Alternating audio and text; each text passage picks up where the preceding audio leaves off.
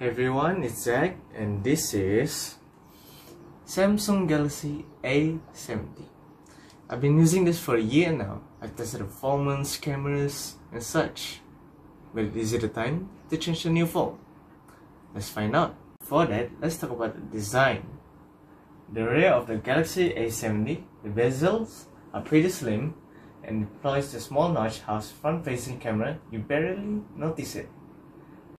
The plastic bag, which Samsung call Glastic, has rainbow gradient when it catches light. There's also the main triple camera setup. The camera doesn't stick out, so the phone doesn't wobble on the desk a lot. The volume and the power button are located on the right side of the device. Some individuals with smaller hands might find it a little hassle to press one-handed. On the left, you can find the dual SIM card tray with a dedicated SD card slot. Sitting at the bottom, we have 3.5 headphone jack, USB Type-C port, noise cancelling microphone, and the downward single firing speaker. Overall, the A70 is thin and lightweight despite its huge size. Unsurprisingly, it got an impressive 103-hour on battery life test. It also includes fast charging with 25 watts charger. You can get to 0 to 42% in 30 minutes of charging. Speaker-wise, sound quality is rather average, not as rich and clean as the best in a class. Audio quality, the Samsung Galaxy A70 delivers an output of perfect accuracy when hooked to an active external amplifier test, as to be expected from a half-decent phone these days.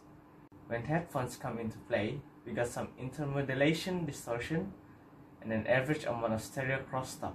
Loudness was just above average. In both cases, I'll say the audio output won't win the Galaxy A70 many new fans, but it won't be held against it either. Next, we're going to talk about software. The Galaxy A70 boasted a brand new One UI out of the box based on Google's Android Pie. However, I have already downloaded latest update in Android 10, complete with the latest costume One UI 2.0. Display-wise, the A70 packs the so-called Infinity U panel, meaning it has a U-shaped cutout and color brightness is also bright. I set it around 40% and I had no trouble using it under direct sunlight. Battery-wise, despite being really thin, the A70 is packing a beefy 4500 mAh battery.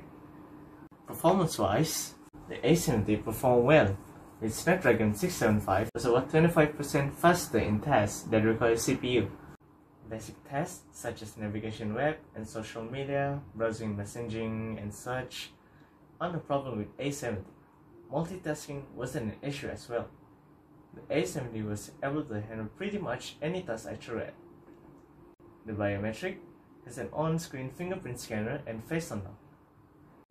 Face unlock works pretty well. On the other hand, there's a few hiccups with the fingerprint scanner.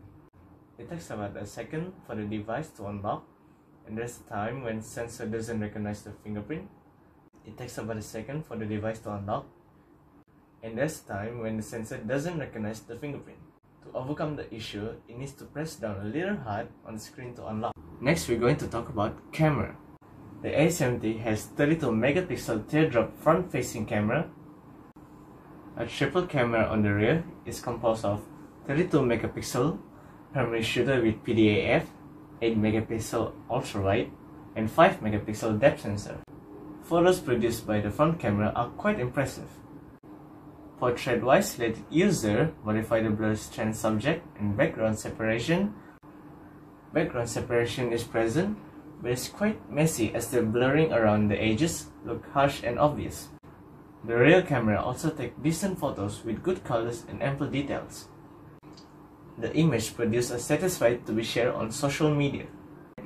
Using the ultrawide lens, there's slight fisheye effect of the photo and the colors tend to appear a little darker than the primary camera. Similar to the portrait image, the rear portrait mode also allows its users to control the blur strand. The subject background separation on the rear camera is quite better than the selfie mode as the edges don't appear too harsh.